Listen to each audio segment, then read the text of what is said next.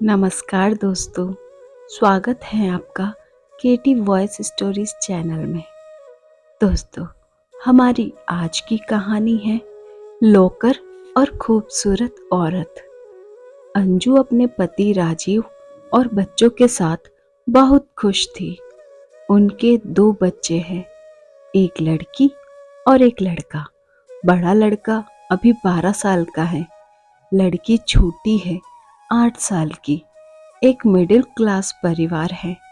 अंजू के पति राजीव का कपड़े का एक छोटा सा कारोबार है, जिससे उनका घर और दोनों बच्चों की पढ़ाई अच्छे से हो जाती है।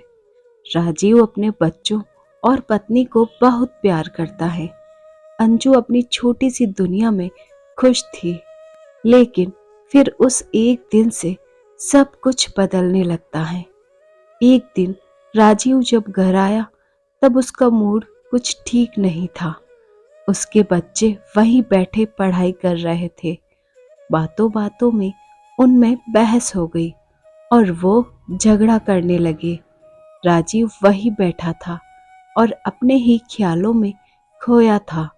उनको झगड़ता देख राजीव को गुस्सा आ गया और उसने उठकर अपने बच्चों को एक एक तमाचा लगा दिया। अंजू किचन में से आई। बच्चों और अंजू के लिए यह बात बड़ी ही आश्चर्य की थी, क्योंकि राजीव ने आज से पहले कभी अपने बच्चों को मारना तो दूर की बात, जोर से डांटा भी नहीं था। हमेशा उन्हें प्यार से समझाया था। लेकिन आज उसे क्या हो गया था? अंजू ने राजीव से बात की। क्या हुआ आपको? कुछ बात है क्या? लेकिन वो गुस्से में कुछ नहीं बोलकर वहां से चला गया। अंजू को पता चल गया था कि जरूर कोई बड़ी बात है जो राजीव को परेशान कर रही है। कुछ दिन राजीव का स्वभाव ऐसा ही रहा। इस दौरान राजीव अपनी चीजों को लेकर भी कुछ ज्यादा ही पर्सनल हो गया था। उसने अपना एक अलग लॉकर रख लिया था, जिसकी चाबी उसी के पास रहती थी। अंजू को यह पता था कि राजीव उसमें कुछ रखते हैं, लेकिन वो राजीव से इस बारे में बात नहीं कर रही थी। उसे लगा कि शायद वो इस बारे में पूछेगी तो कहीं वो बुरा नहीं मान जाए। ऐसे ही आजकल उनका मूड कुछ सही नहीं रहता है, इसलिए उसने इस बारे में बात ही नहीं निकाली। राजीव कुछ दिनों से अब अकेला रहने लगा था। ज्यादा बातें नहीं करता, बच्चों से भी। अंजू को यह बात खटकने लगी। एक दिन जब राजीव अपने लॉकर में कुछ रख रहा था, तब अंजू वहां आ गई। अंजू को देख उसने झट से सबसे पहले लॉकर को बंद किया। अंजू ने पूछा, क्या हुआ? ऐसा क्या है जो आप छिपा रहे हैं? क्या हो गया है आपको?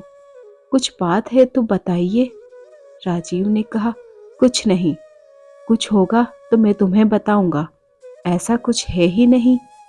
अंजू को अब चिंता सताने लगी कि उसे अपने पति का बदला रूप साफ दिखाई दे रहा था। घर में शांति ना हो तो उसका असर सब पर पड़ता है। करीब 1 महीने तक उसके पति का यही रूप रहा, लेकिन 1 महीने बाद अचानक वो फिर से बदलने लगा। पहले की तरह ही अपने बच्चों से बात करने लगा। शांत और सरल पहले से भी ज्यादा हो गया। अंजू खुश तो थी, लेकिन उसके मन में अभी शंका और संकोच तो बना ही हुआ था कि अपने पति के इस तरह के बदलाव से उसके मन में अभी तक दुविधा थी। सब कुछ धीरे धीरे फिर पहले जैसा होने लगा, लेकिन अभी भी राजीव अपने लॉकर को नहीं छोड़ता था। लॉकर पर ताला ही रहता था, ना ही उसे किसी को हाथ लगाने की इजाजत होती थी। अंजू को लगा राजीव फिर से वैसे हो गए, अभी यह काफी है। धीरे धीरे वह शायद खुद ही अपने मन की बात बता दे। समय बीतता गया। एक दिन अंजू दोपहर अपने घर से कुछ काम को निकल गई। राजीव दुकान पर थे और बच्चे स्कूल, इसलिए वो घर के काम से खुद गई। लेकिन बाहर जाने पर उसे पता नहीं था कि उसे ऐसा कुछ दिखाई देने वाला है। उसे वहां राजीव दिखाई दिया, वो भी एक बहुत ही खूबसूरत औरत के साथ, और राजीव उसे पैसे भी दे रहा था।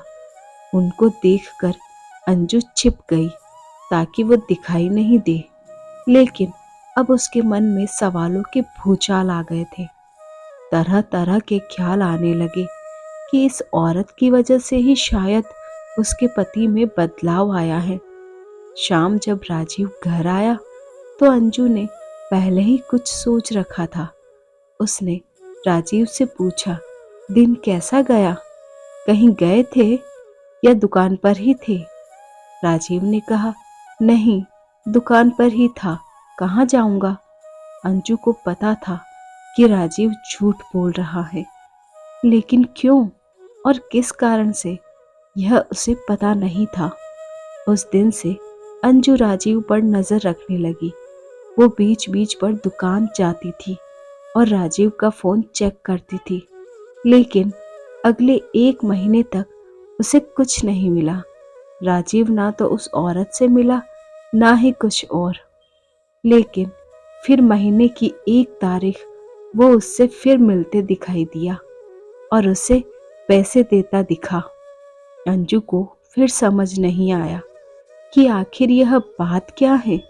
कुछ महीनों तक उसे देखा और उसे पता चला कि राजीव हर महीने उस औरत को पैसे देता है। अंजू ने महीनों तक इस बात को देखा था।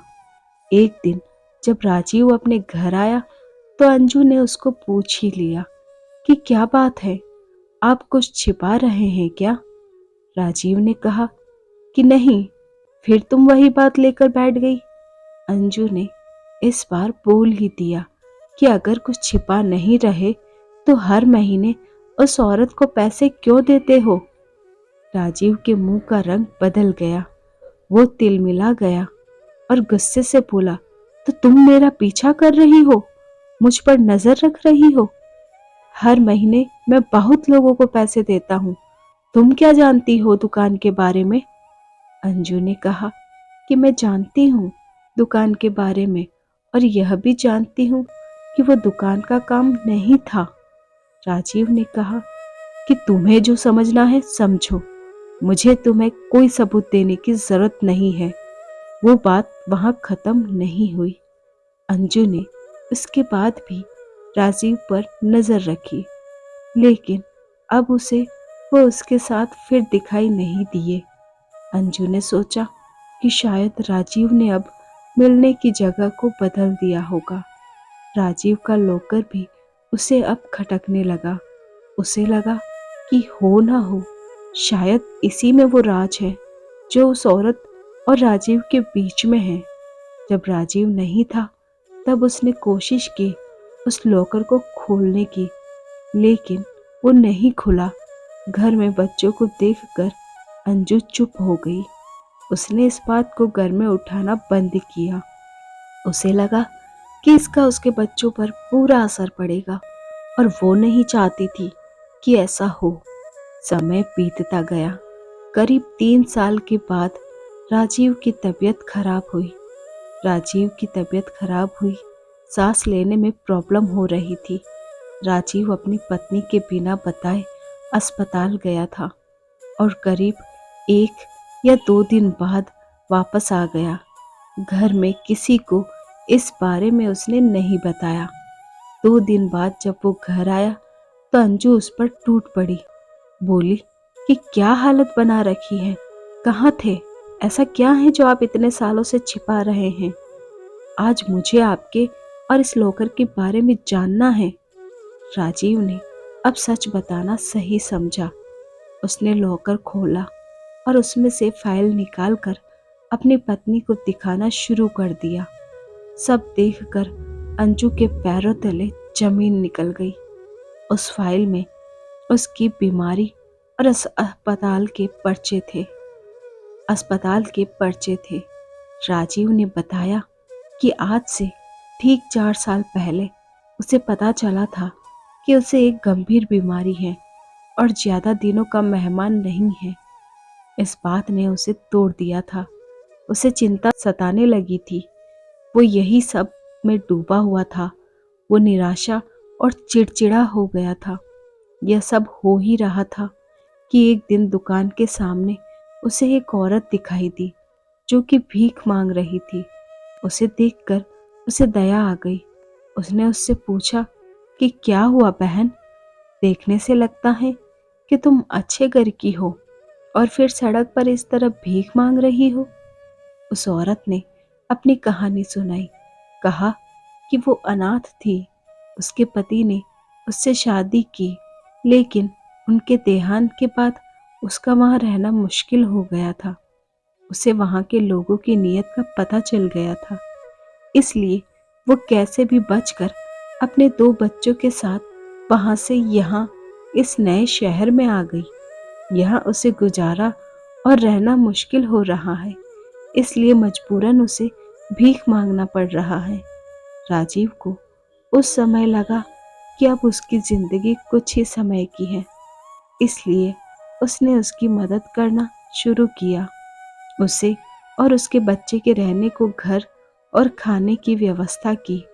साथ ही हर महीने उसे पैसे भी भेजता रहा है। उसने ना सिर्फ उसकी बल्कि औरों की भी मदद करना शुरू किया। राजीव भी आश्चर्य से भरा रह गया था कि इस दौरान उसे पैसों की कमी नहीं रही। साथ ही जो बीमारी उसे कुछ दिनों में खत्म करने वाली थी, उसके इस अच्छे काम की वजह से उसे अभी तक जीवित रखे हुए हैं। उसने अपनी पत्नी से कहा कि अब मैं अपने घर की जरूरत के बाद जितना हो सकता हूँ मदद करता हूँ। जिसे जरूरत है मुझे अंदर से खुशी मिलती है। शायद यह उन लोगों की दुआ है जो अभी तक मैं जीवित हूँ।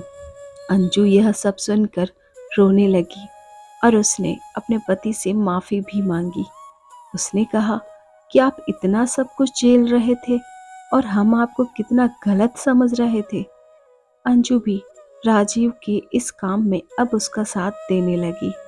इस जिंदगी में कब क्या हो जाए हम में से कोई नहीं जानता। अगर हम किसी के काम आ जाए, किसी को जिंदगी जीने में मदद कर दे, तो उससे बड़ी बात कुछ नहीं है। अच्छे कर्मों और नियत का फल हमेशा अच्छा होता है। धन्यवाद। दोस्तों, आपको यह कहानी कैसी लगी? कमेंट कर हमें ज़रूर बताएं। इस तरह की और कहानियाँ सुनने के लिए आप हमारे साथ बने रहें। यहाँ उपलब्ध सभी कहानियाँ काल्पनिक हैं, जिनका उद्देश्य मनोरंजन और शिक्षा देना है। Thanks for watching. ऐसी और कहानियों के लिए चैनल को लाइक, शेयर और सब्सक्राइब करना ना भूलें और बेल आइकन को प्रेस कीजिए ताकि न्यू स्टोरीज का नोटिफिकेशन आपको मिल सके।